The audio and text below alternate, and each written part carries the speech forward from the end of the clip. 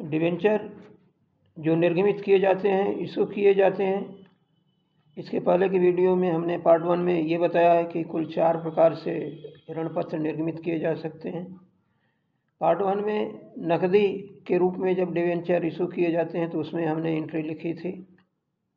इस वीडियो में हम ये बताएंगे कि डिबेंचर्स अगर कोई एसेट्स परचेज करने पर या किसी बिजनेस के परचेज करने पर उसके विक्रेताओं को निर्गमित किए जाते हैं ऋण पत्र, तो हम क्या एंट्री करेंगे।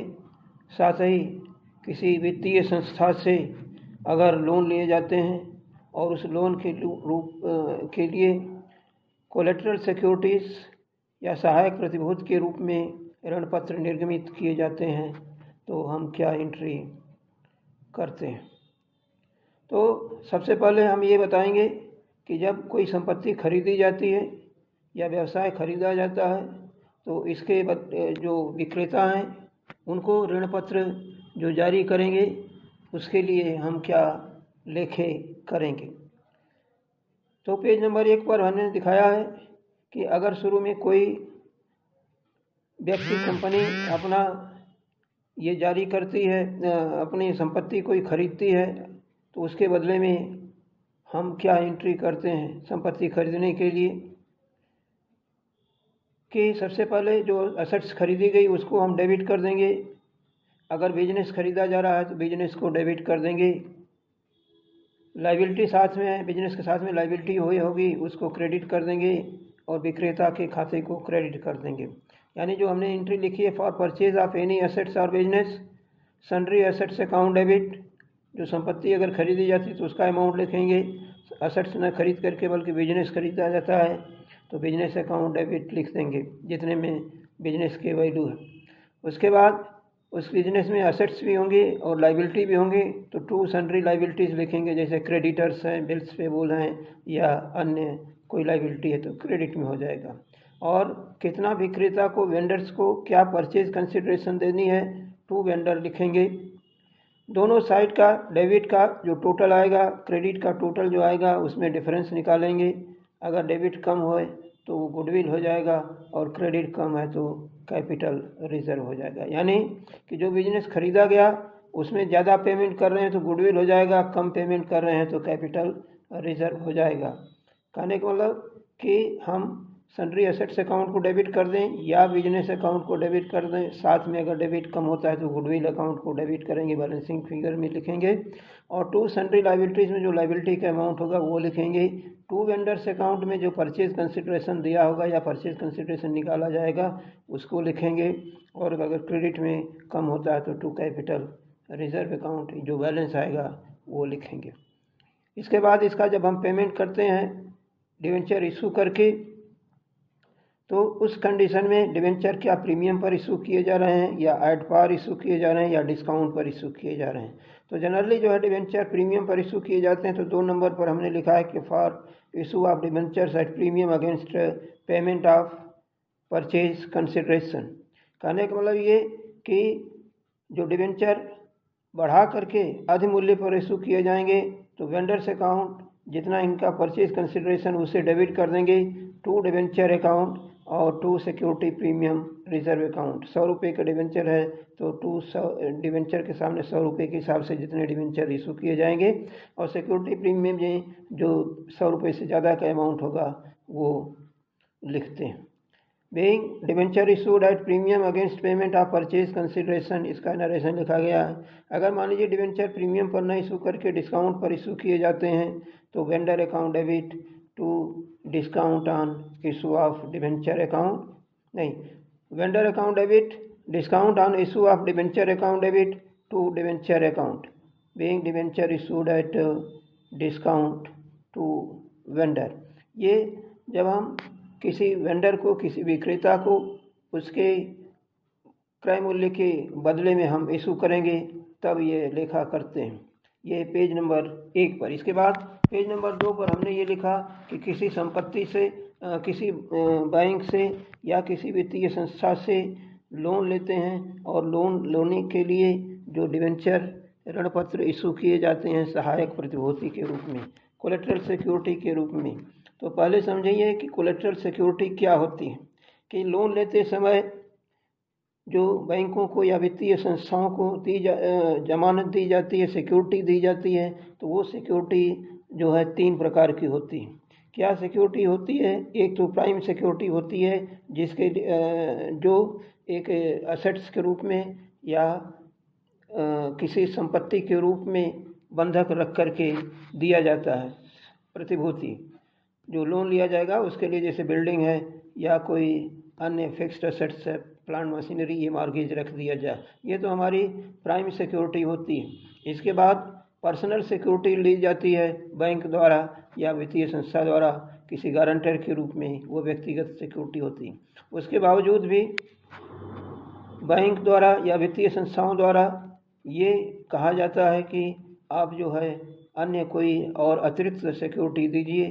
तो कंपनियां क्या करती हैं कि अपना डिवेंचर अगर है तो डिवेंचर इशू कर देती हैं इनको, बैंकर्स को या फाइनेंसर को डिवेंचर इशू करेंगे इस उद्देश्य से कि अगर कंपनी ऋण का पेमेंट, लोन का पेमेंट नहीं कर पाती है, उसके ब्याज का भुगतान नहीं कर पाती है, तो जो बैंक हैं या फाइनेंस कंपनी है उतने डिवेंचर का वो मालिक बन जाएगी।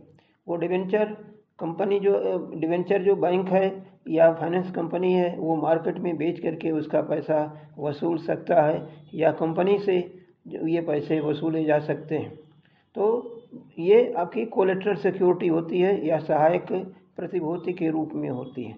तो इसकी एंट्री जब ये बैंक के पास डिवेंचर को कोलेट्रल सिक्योरिटी के रूप में रखा जाता है तो इसकी एंट्री करने का 2 नियम होता है, 2 तरीका होता है। क्या एक तरीका है कि केवल हम नरेशन के रूप में जब बैंक ये दिखा दें, जब बैंक से लोन लें तो उसकी एंट्री करें और नीचे नरेशन के रूप में दिखा दें या बैलेंस शीट में उसको शो कर दें कि हमने इतना डिवेंचर जो है इसके अगेंस्ट में वो दिया है या कोलेट्रल इशू के लिए। लेकिन उससे बढ़िया तरीका ये होता है कि कंपनी की एसेट्स और लायबिलिटी दोनों के रूप में ये शो हों। तो हम यहाँ पर एक दूसरी एंट्री कर देते हैं, यानी एंट्री मान करके की जाती है कि डिवेंचर सस्पेंस अकाउंट को डेबिट करके और डिवेंचर अकाउंट को क्रेडिट करके। कहने का मतलब ये कि जब बैलेंस शीट बनाई जाएगी तो उसमें डिवेंचर लायबिलिटी साइड में लिखे जाएंगे और उसी में से डिवेंचर सस्पेंस अकाउंट को माइनस करके ये दिखा दिया जाएगा, शो होगा बैलेंस शीट में, लेकिन एक्चुअली लायबिलिटी में ये अमाउंट इसका ऐड नहीं होता। तो इस तरीके से इसके अगेन जब कोलेट्रल सिक्योरिटी में डिवेंचर इशू किए जाएंगे तो वहाँ पर पहली एंट्री जो की जाएगी for taking loan from bank, bank account debit to bank loan account, narration में being loan taken from bank and debenture of rupees इतना each issued as the collateral security के रूप में ये लिखा जाएगा। ये पहले कंडीशन में होगी। अगर हम मान लीजिए इसकी एंट्री करते हैं डिवेंचर इशू के लिए, कहा जाता है कि नहीं आप डिवेंचर इशू के लिए भी एंट्री कीजिए, तो डिवेंचर सस्पेंस अकाउंट को डेबिट करते हैं दूसरी एंट्री के रूप में, debenture suspense account debit to debenture account being dot dot, यानी कि यहाँ नंबर ऑफ डिवेंचर्स लिखे जाएंगे, ऑफ रुपीज़ कितने हैं, issued as collateral security for loan taken from bank. तो इस तरीके से कोलेट्रल सिक्योरिटी सहायक प्रतिभूति के रूप में जो डिवेंचर जारी किए जाते हैं उनकी एंट्री लिखी जाती है। अब इसी चीज़ को हम बैलेंस शीट में कैसे दिखाते हैं, जो आर्थिक चिट्ठा कंपनी का बनाया जाएगा उसमें कैसे दिखाएंगे, ये पेज नंबर 3 पर हमने लिखा है कि items to be shown in case of debenture issued as collateral security and issued against purchase of fixed assets in balance sheet. Balance sheet में हम इसको कैसे दिखाएंगे इन आइटमों को। तो सबसे पहले इसमें इक्विटी एंड लायबिलिटीज़ में नॉन करंट लायबिलिटीज़, ये चूँकि फिक्स्ड लायबिलिटी होती है डिवेंचर और बैंक लोन दोनों, तो इसको अब कंपनी की बैलेंस शीट में non current liability, fixed liability की जगह पर नॉन करंट लायबिलिटी लिखा जाता है। तो नॉन करंट लायबिलिटीज़ में लॉन्ग टर्म बोरोइंग्स, यानी जो दीर्घकालीन ऋण के रूप में दिखाना है उसको लिखेंगे। क्या कि पहले तो डिवेंचर्स कितने % डिवेंचर हैं, कितने रुपए के, लेस इसमें से डिवेंचर सस्पेंस अकाउंट कर देंगे जो डिवेंचर कोलेट्रल सिक्योरिटी। अगर कंपनी के पास से पहले से डिवेंचर हैं और कोलेट्रल सिक्योरिटी वाले हैं तो दोनों ये जोड़ करके लिखे जाएंगे। पर्टिकुलर्स में कितना अमाउंट है उसमें से कोलेट्रल सिक्योरिटी वाला डिवेंचर सस्पेंस अकाउंट माइनस करके जो एक्चुअली डिवेंचर पब्लिक को इशू किए गए हैं वो अमाउंट में लिखा जाएगा। जैसे उदाहरण के लिए मान लीजिए कि 10,000 डिवेंचर पब्लिक को इशू किए गए हैं, 1,000 डिवेंचर जो है बैंक लोन के अगेंस्ट में इशू किया गया है, तो 11,000 का डिवेंचर्स 100 रुपये के हिसाब से यहाँ 1,10,000 लिखा जाएगा।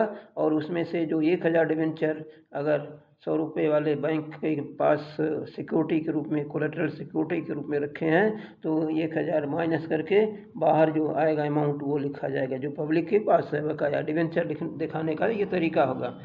इसके अलावा बैंक लोन, जो लोन बैंक से लिया जाता है उसका अमाउंट भी हमें लिखना होगा और नीचे पर्टिकुलर्स में उसका डिटेल्स दिखा देते हैं कि कितना डिवेंचर कितने रुपए वाले हैं और कोलेट्रल सिक्योरिटी के रूप में ये इशू किए गए हैं, अगर इसका टोटल भी कर दिया जाता है। फिर इसके बाद असेट्स में लिखते हैं। असेट्स क्या है कि इसमें नॉन करंट असेट्स, मान लीजिए असेट्स परचेज की गई अगेंस्ट इशू ऑफ डिवेंचर में, तो फिक्स्ड असेट्स में प्लांट मशीनरी बिल्डिंग ये जो भी परचेज किया गया है वो नॉन करंट असेट्स में, फिक्स्ड असेट्स में लिखा जाएगा। और करंट असेट्स में कैश एंड कैश इक्विवेलेंट, जो bank account debit to bank loan किया गया था पहली एंट्री में कोलेट्रल सिक्योरिटी इशू करने के लिए, उसका अमाउंट यहाँ दिखाया जाएगा। तो इस तरीके से जो डिवेंचर इशू किए गए हैं अगेंस्ट परचेज कंसिडरेशन या अगेंस्ट कोलेट्रल सिक्योरिटीज़ का ये बैलेंस शीट में हम किस तरीके से दिखाएंगे ये हम आपको बताएं। ये आपको समझ में आया होगा, उम्मीद करते हैं आप इसको लाइक करेंगे और सब्सक्राइब करेंगे। धन्यवाद, थैंक यू।